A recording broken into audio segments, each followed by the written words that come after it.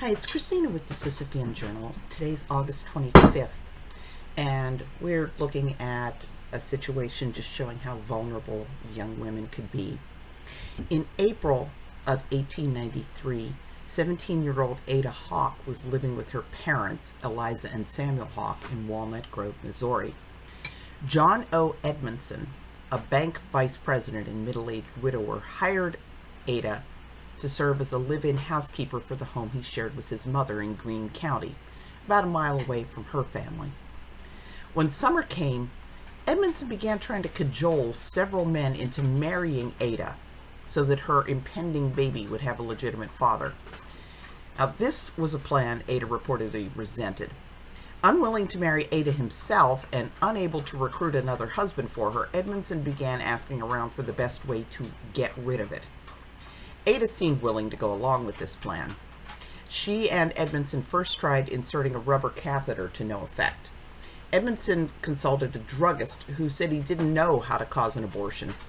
Edmondson asked if whiskey and Indian turnip, more commonly known as Jack in the Pulpit, would do the job. King indicated that there was a place near Walnut Grove where Indian turnip could be found. Having no success with the catheter, or the Indian turnip if they tried it, Edmondson took Ada to Springfield on July 10th, where a doctor had supposedly agreed to perform an abortion for $50, which was over $1,400 in 2020. Ada then checked into the commercial boarding house in Springfield with Edmondson on August 28th. An elderly woman named Mrs. Donaldson kept the boarding house, and she insisted that while Ada had told her of the pregnancy and asked for help getting rid of it, she'd refused to do anything to abort the pregnancy. At some point in the journey, some sort of concoction was given to Ada. Ada's mother reported that she had come home on August 1st and had taken ill on the 5th, reporting pain in the stomach and bowels. Edmondson coached Ada on how to hide the abortion from her mother and was very attentive of her during her illness. Some 2 or 3 weeks passed, during which Ada kept her secret and continued to take some greenish medicine that Edmondson provided. The medicine just seemed to make her even more sick. She bled heavily and passed a clot, which led her mother to wonder if her daughter had been pregnant and was in the middle of an abortion. Both of Ada's parents said that they insisted on sending for a doctor. They wanted Dr. Hardin, the family physician. But Ada would only consent to the doctor that Edmondson chose, a Dr. Perry. Mr. Hawk later said, "That excited my suspicions that my daughter had not done right. I asked her about it, but she made no reply. She never made any confidential statement to me after or during her sickness." So Dr. J.K. Perry testified that Edmondson had come to his office on August 21st asking him to tend to Ada for her headache and bowel pain.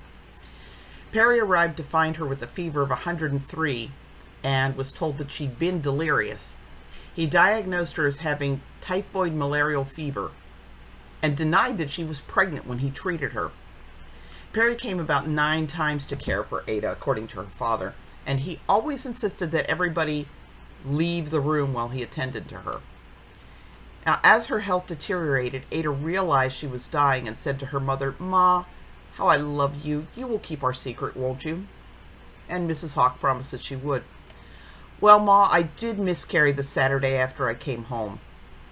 Ada had gone into the woods to deliver the baby, then returned home and acted as if nothing had happened. The dying girl turned to Edmondson and said, "John, you know that it was yours. You forced me. You know you forced me. You know you did, and you could be punished for it. Are you going to do what you said you would? You said you would take care of me, and if you don't, I will commit suicide." Edmondson told Ada to be quiet and stop making herself so upset. Ada died on August 25th. Mrs. Hawk testified that after her daughter died, quote, "Mr. Edmondson told me that if I would get my husband quiet, he would do what was right by us." Ada's father said, "Mr. Edmondson did not ask me to keep my mouth shut in regard to my daughter's death, but he said he would pay for the hauling of the coffin and of the corpse. He said he would not go to my house so much, only to keep suspicion down." After Ada's death, Edmondson asked a Mr. Brown to help him dig a grave, telling Brown that he wanted her buried quick and that the family wanted a shallow grave. Word got out to the authorities about the suspicious circumstances. Edmondson was arrested, then released on $500 bond, which is a little over $1,400 in 2020 dollars. The coroner arrived in town and had Ada's body exhumed, but it was too decomposed for him to perform a satisfactory autopsy. Instead, he held the inquest that brought this story out. Edmondson, for his part, had conveniently hopped into a buggy and stayed out of town for the entire time the coroner was investigating Ada's death.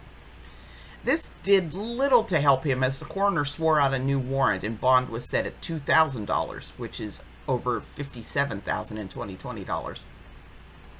When the time came for his trial, Edmondson managed to get a change of venue from Greene County to Taney County, which did nothing to help him. He was convicted of manslaughter in the second degree. He appealed the case, but the conviction was upheld. Now, Edmondson, who had relocated to Springfield, had married and become a father since Ada's death. He was sentenced to 3 years in the state penitentiary. In an interview, he told a reporter that he was innocent and appreciated the support he was getting from his many friends, and he planned to petition the governor for clemency. I have no idea where his petition for clemency went. I really can't find any records on him. And it's impossible to determine if Ada died because of abortifacients, whether it was an amateur abortion, whether he really did find a doctor. It's impossible to know. But, you know, at least people took this seriously and wanted to hold somebody to account for what they did to Ada, unlike the safe and legal era where they just shrug it off.